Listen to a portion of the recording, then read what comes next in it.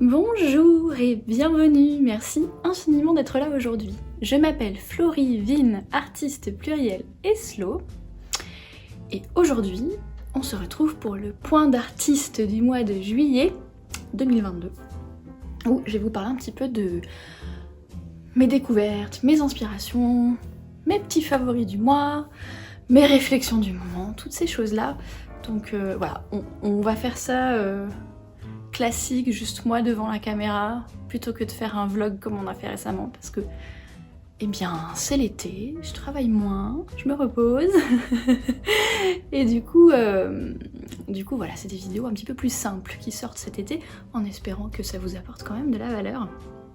Et justement, ma réflexion du moment, je pense que je vous en ai déjà parlé, si j'en ai déjà parlé dans le vlog estival qui a dû sortir la semaine avant cette vidéo-là, qui est le fait que je me pose beaucoup de questions sur le repos, en fait, l'énergie, les cycles annuels d'énergie, comment est-ce que au cours de l'année, en fait, c'est pas pour rien qu'il y a des vacances d'été, en fait, c'est que nous autres êtres humains, je pense qu'on a besoin, sur l'année, on a besoin de temps mort, tout comme on a besoin de temps mort sur un mois, sur une semaine, sur une journée, en fait. Et je suis arrivée à la fin du mois de juin complètement brûlée. Et malgré 10 jours de vacances, je me sens encore très fatiguée.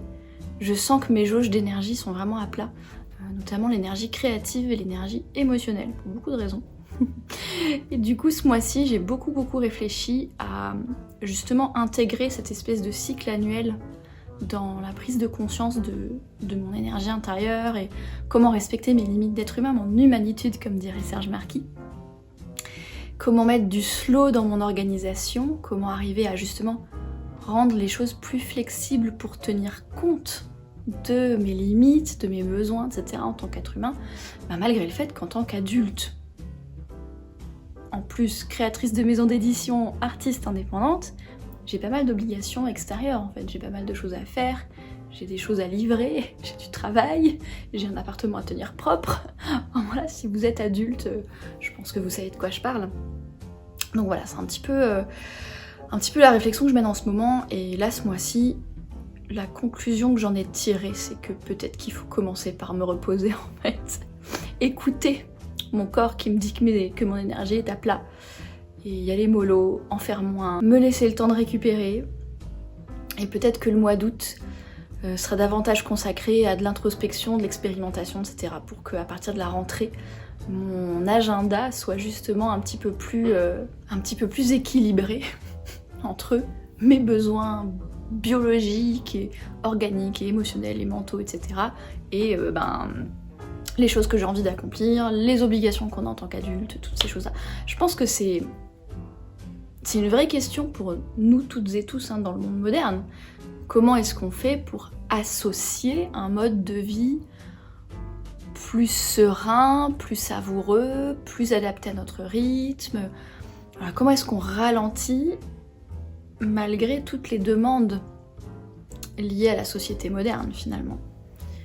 Et je pense qu'il n'y a pas de réponse universelle, je pense que c'est à chacun et chacune d'expérimenter. Et voilà, cet été, simplement ce que j'ai fait, c'est que j'ai enlevé toutes les choses que je pouvais enlever. Il n'y aura pas de podcast avant la rentrée, il n'y aura pas de newsletter avant la rentrée, il n'y aura pas de vente de papeterie ou d'aquarelle sur la boutique de Café aux Étoiles avant la rentrée. Les vidéos YouTube sont devenues plus courtes et plus simples jusqu'à la rentrée. Et puis pour le reste, on va voir, je vous tiendrai au courant de toute façon de l'évolution de toutes ces réflexions-là. Si vous êtes sur Patreon, j'ai fait une demi-heure de capsule audio sur le sujet. Si vous faites partie des mécènes, vous ne l'avez pas encore écouté, ça fait de la réflexion supplémentaire. Et je pense que cet automne, on en reparlera quand j'aurai un petit peu expérimenté, que j'aurai des choses un peu plus concrètes, des ressources un peu plus concrètes à vous proposer. On en reparlera à ce moment-là. Donc ça, c'est pour mes réflexions. Côté création, je n'ai pas créé grand-chose parce que j'ai pas beaucoup d'énergie créative. Donc j'ai créé les capsules de papeterie pour les mécènes pour juillet et pour août, histoire de prendre un petit peu d'avance. Là, au moment où je tourne la vidéo, je les ai pas encore imprimées, mais au moment où vous la regardez, celle de juillet aura déjà, en tout cas de juillet pour les mécènes, de juin aura déjà été imprimée et envoyée. Donc ça c'est de la création en fait sur l'iPad, hein. C'est-à-dire que j'importe des numérisations de mes aquarelles, je les mets en page et j'en fais des planches de stickers et des cartes postales et des choses comme ça. Et sinon j'ai pas mal écrit de fiction, en ce moment je suis en train d'écrire une... Alors, je suis en train de reprendre mon univers d'urban fantasy dans lequel j'avais déjà écrit un roman que j'avais surnommé, que j'avais nommé Les Allumés de la Sphère, que j'avais présenté à des éditeurs en speed dating au Salon des Imaginales en 2019. J'avais eu quelques refus, des refus très encourageants, disant que c'était un bon texte mais simplement que ça correspondait pas à la ligne de la maison d'édition ou qu'ils avaient déjà quelque chose de similaire en publication, ce genre de choses. Et en fait c'est un livre qui a été écrit à une époque, je l'ai écrit en 2017 ce livre, et le temps de le corriger, de le faire relire, de le bêta-lire, etc. Il était prêt à être envoyé début 2019. Et en fait je l'ai écrit à une époque, ça parle en fait de mon burn-out, du fait que j'ai quitté le salariat et que j'ai découvert tout un univers en devenant indépendante, en fait tout un univers de possibilités que je pensais pas accessible du tout quand j'étais salariée, que j'avais même pas envisagé quand j'étais salariée. Et j'ai découvert des nouvelles personnes, j'ai découvert des nouvelles façons de faire, etc. Et ce bouquin-là, c'était un peu une métaphore de ça, où l'héroïne Clara découvrait le monde surnaturel en fait dans Paris. Le principe de l'urban fantasy, qui est le genre de cet univers, c'est que en fait c'est le principe de Harry Potter, si vous connaissez Harry Potter, c'est-à-dire que c'est le monde moderne, c'est notre monde, en l'occurrence là ça se passe à Paris, mais le monde surnaturel existe, les créatures surnaturelles existent. Les plus connus, ça va être les vampires, les loups-garous, ce genre de choses. On peut inventer plein d'autres trucs. Des démons, des yokai, des esprits, des sorcières, des magiciens, des élémentaux, des gens qui se changent en animaux, voilà un peu. En général, les livres d'urban fantasy sont certains très très classiques. On parle de vampires et de loups-garous, ça marche toujours très bien. Ou vont essayer de puiser dans différentes légendes, etc., existantes, ou même inventer certaines choses pour imaginer quelque chose d'un peu plus original. Je me rappelle que j'avais lu d'ailleurs, évidemment j'ai complètement oublié le nom de l'auteur et j'ai complètement oublié le nom du bouquin. C'était publié par Mnemos, je me souviens. Et ça se passait à Shanghai en fait, et c'était un truc d'urban fantasy basé sur des légendes sud-est asiatiques et notamment chinoises. Et j'avais trouvé ça très intéressant. Le héros était un espèce de chasseur de créatures basé à Shanghai. Donc vous voyez, il y a plein de variations possibles sur l'urban fantasy. Et en fait, on recrée un univers, notamment en se demandant est-ce que les êtres humains ordinaires, comme vous et moi dans le vrai monde, sont au courant que les créatures surnaturelles existent? Et ça, pareil, il y a plein de variations. Par exemple, Mercy Thompson, dont je vous ai parlé, où j'ai lu pas mal de tomes de Patricia Briggs ce début d'année, elle est partie du principe que les créatures surnaturelles ont fait leur coming out, je crois, 20 ou 30 ans avant le début de l'histoire. Donc du coup, maintenant les gens sont au courant, mais ça fait pas longtemps. Et les univers où les humains sont au courant des créatures surnaturelles, ça permet d'avoir un discours hyper intéressant sur la différence, éventuellement sur la ségrégation, ce genre de choses. Ça permet de parler de sujets de société, mais pareil avec une métaphore, comme j'ai fait une métaphore avec Clara et le monde surnaturel et le burn-out, etc. Une métaphore autour de tout ce qui est racisme, discrimination, ce genre de choses. Donc ça peut être très intéressant. Et dans d'autres univers d'urban fantasy, le peuple commun n'est pas du tout au courant. Et donc il y a un secret à maintenir, et faut faire attention que les humains découvrent pas. Donc des séries comme Buffy contre les vampires ou Charmed, qui sont des séries de mon époque, fin des années 90, début des années 2000, c'était des séries télé d'urban fantasy où la population générale n'était pas au courant. Donc du coup, la chasseuse de vampires dans le cas de Buffy, les sorcières dans le cas de Charmed, devaient protéger la population humaine et garder le secret. Bref, tout ça pour vous dire que j'ai repris cet univers d'urban fantasy, le mien, que j'ai en partie créé des créatures, que j'ai prévu de m'inspirer de différentes légendes, de les réinterpréter un petit peu. Je pense qu'à un moment donné, il y aura des vampires et des trucs comme ça, parce que je trouve ça très très cool. Et au lieu de reprendre ou réécrire le roman que j'ai déjà écrit, parce qu'il parle d'une problématique qui date maintenant d'il y a 6 ans, et qui correspond à quelque chose que j'avais envie de dire à l'époque, qui ne correspond plus forcément aujourd'hui, j'ai décidé de remettre à plat cet univers et de créer différentes choses. Et un truc dont je me suis rendu compte en lisant pas mal d'urban fantasy ces derniers mois, c'est que j'aime bien Je sais pas vous comme c'est en tant que lecteur, lectrice, que si vous lisez des bouquins, si vous aimez, quel genre de format vous aimez.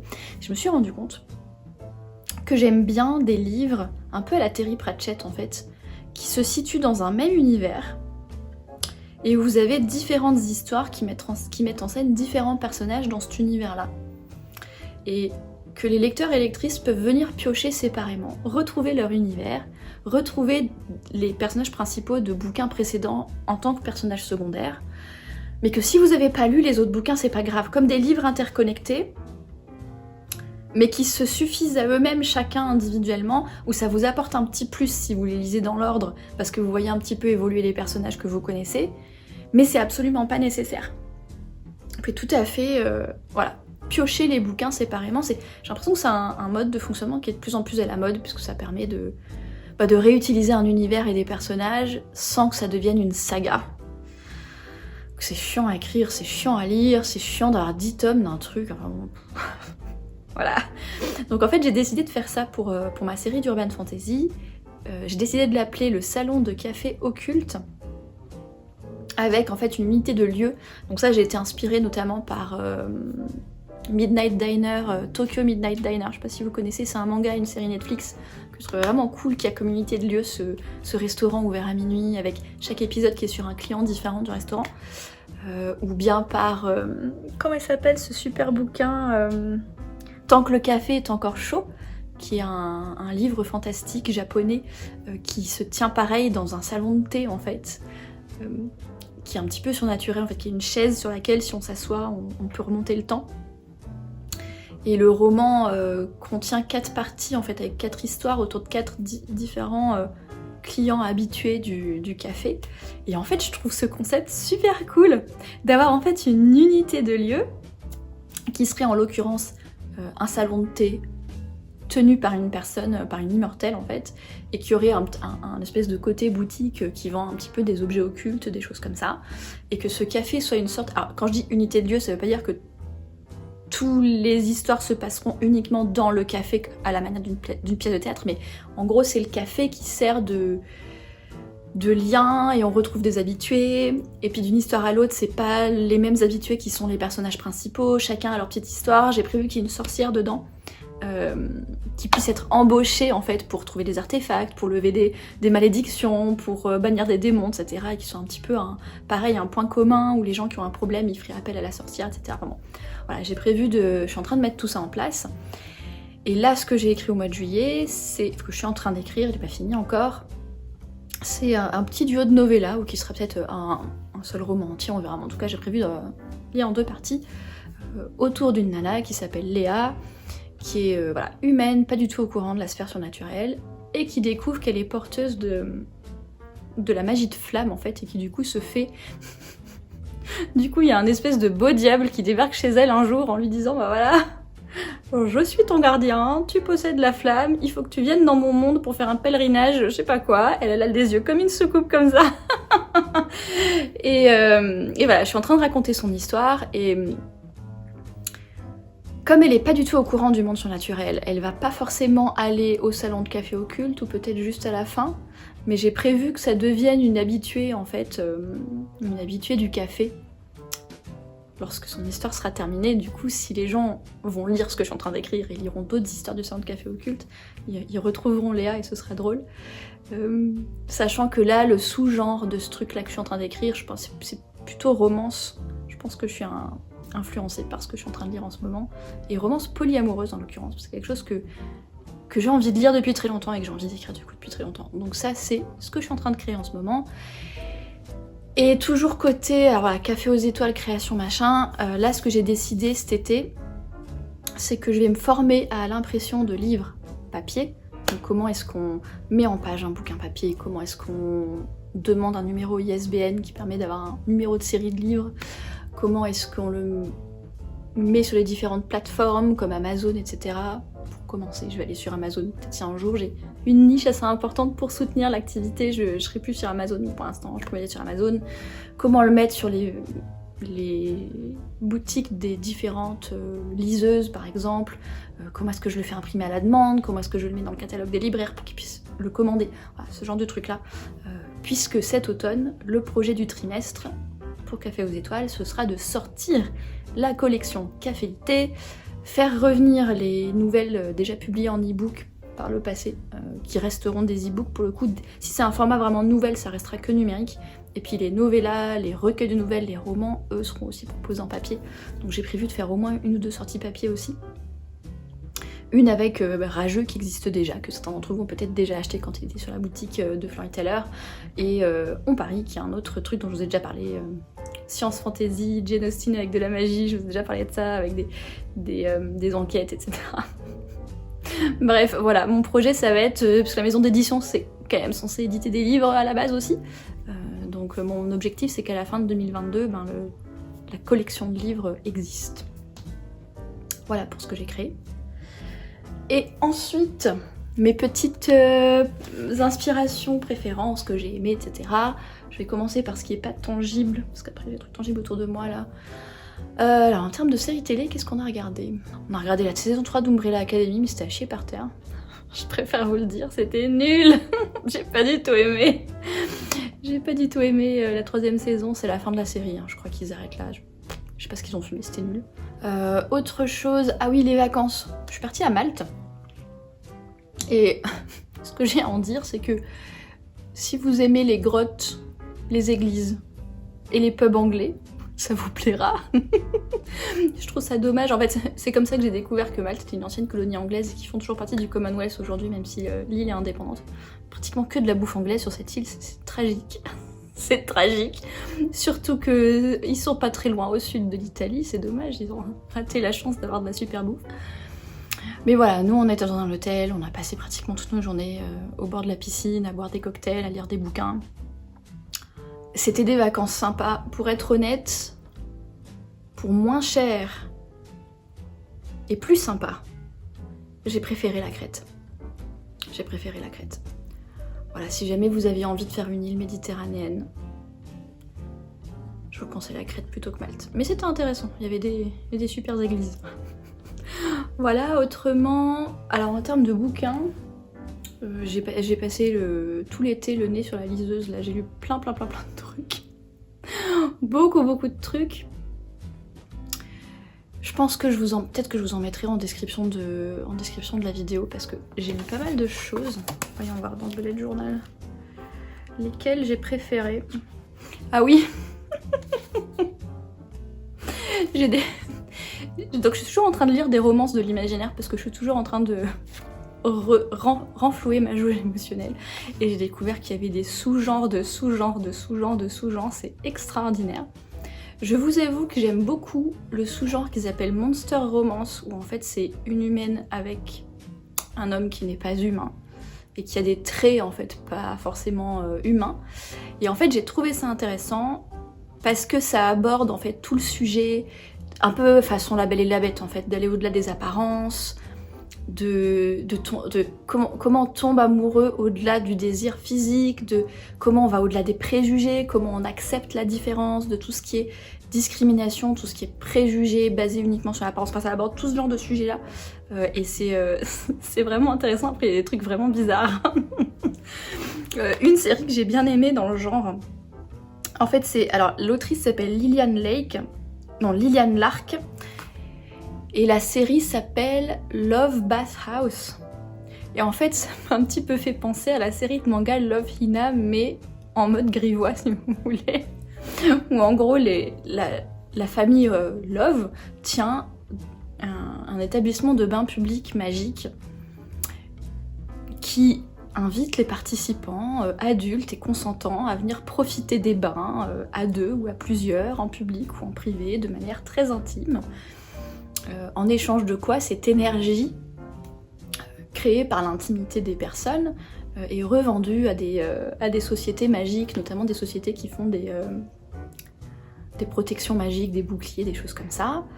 Et donc il y a 3 ou 4 bouquins dans la série. Vous voyez, c'est aussi de ça dont je me suis inspirée pour cette histoire de salon de café occulte, c'est que on a une unité de lieu avec ces bains publics, mais chaque novella va avoir une héroïne différente. En l'occurrence, c'est des romances, donc à chaque fois, c'est un peu à la Bridgerton, quoi. Chaque novella va concerner un couple ou un arrangement amoureux. Et donc j'ai lu le premier qui s'appelle Stalked by a Kraken, qui veut dire suivi par un kraken. Et dans l'héroïne, c'est Rose Love, donc c'est une des nanas qui possède les bains publics et qui est en fait une entremetteuse amoureuse. Une espèce de Tinder magique si vous voulez. Et donc elle rencontre un gars qui s'appelle Gideon, qui est en fait un kraken, qui a décidé qu'il était amoureux d'elle et qui va essayer de lui faire la cour, sauf que le machin il est vivant depuis 2-3 000 ans et que faire la cour c'est pas forcément son fort. C'est très très drôle. C'est très très drôle, j'ai beaucoup aimé cette série. Et j'ai vu qu'il y avait deux autres en fait, deux autres histoires avec deux autres héroïnes, une avec une harpie et une avec des gargouilles je crois. J'ai très très hâte de lire la suite. C'était très très drôle.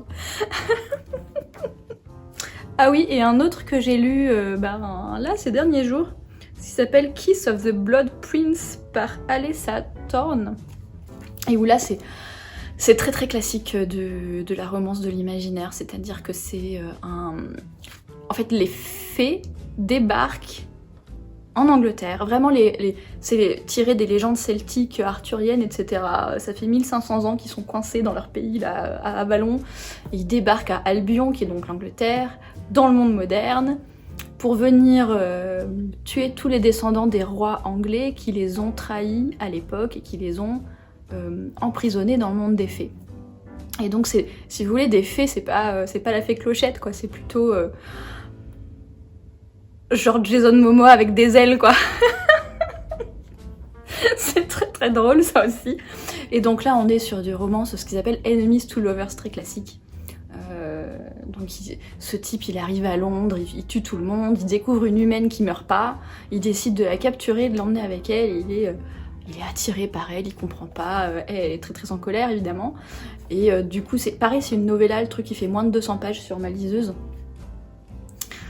Et voilà, ça va être leur histoire. Ça m'a beaucoup fait penser à la série de bouquins sur les cavaliers de l'Apocalypse qu'a écrit Laura Thalassa, dont je vous ai parlé il y a 2-3 mois. C'est vraiment le même genre. Et pareil, il y a deux autres bouquins, parce qu'ils sont 3 frères, les princes fées là. Ils sont 3 frères et il y a un livre par frère. Donc j'ai lu le premier, donc à propos du premier frère qui est le fameux Blood Prince. Voilà ce que j'ai à vous dire sur mes lectures du moment. Ensuite, mon bullet journal du moment, je me suis pris un Archer and Olive au format B6 qui a 120 pages je crois, qui est comme tous les Archer and Olive avec un papier épais, avec des pointillés, etc.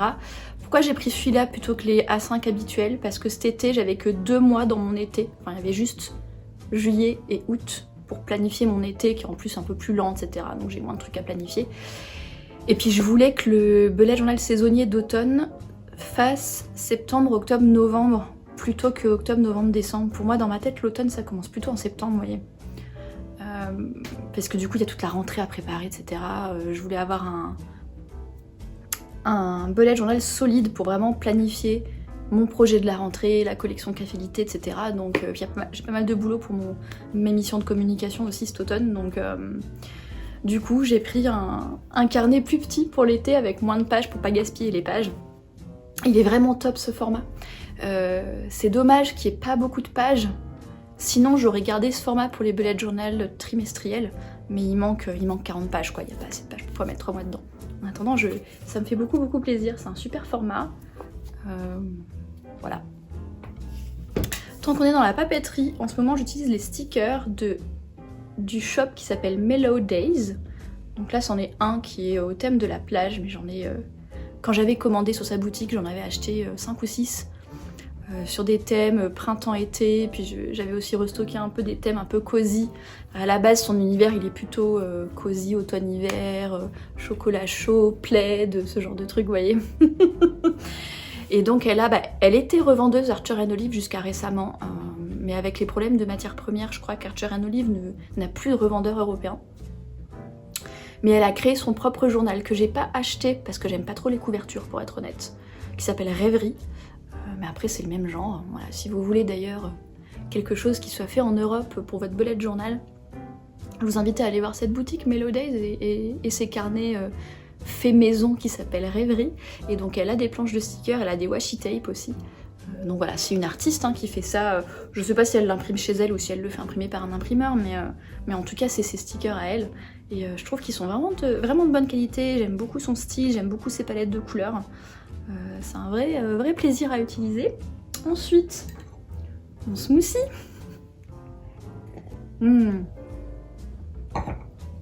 Surtout en ce moment en été là. Smoothie bien frais, avec des fruits surgelés qui fait qu'il est bien glacé quand je le bois, ça me fait bien plaisir. J'essaye de faire des variations, mais ma recette préférée ça reste celle de Pick Up Limes, épinards, bananes, beurre de cacahuète et lait. C'est méga simple, ultra simple. Et ça fait un bon petit déj qui tient bien l'estomac jusqu'au repas de midi, tout en étant plein de bonnes choses.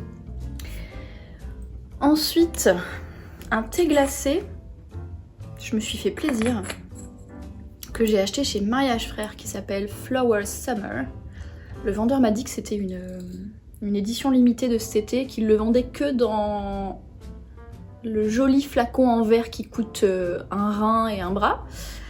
Mais voilà, j'ai voulu me faire plaisir, c'est un thé bleu à l'hibiscus avec des notes florales d'orchidée, de sakura et de fleurs d'oranger. C'est fait pour être infusé à froid. Donc en fait, j'en mets une cuillère dans une carafe d'eau que je fous au frigo. Et au bout de 2-3 heures, vous pouvez le boire, il a infusé, vous voyez. Et c'est... moi je trouve que les thés à l'hibiscus se prêtent très bien pour faire du thé glacé. Vraiment très bien. Et celui-ci ne fait pas exception. Et puis lorsque j'aurai fini le thé qu'il y a dedans, soit d'ici là ils le vendront en vrac, mais je le re-remplirai, soit ça deviendra un flacon décoratif, parce que franchement il est vraiment trop beau. Donc c'est un peu un petit plaisir luxueux, parce que ça coûte la blinde, je crois que c'est 40 ou 45 € le truc. Mais franchement ça vaut le coup, ça fait des super bons thés glacés. Et pour terminer, puisqu'on est en train de parler de petits luxe, je me suis offert une bougie de chez Trudon.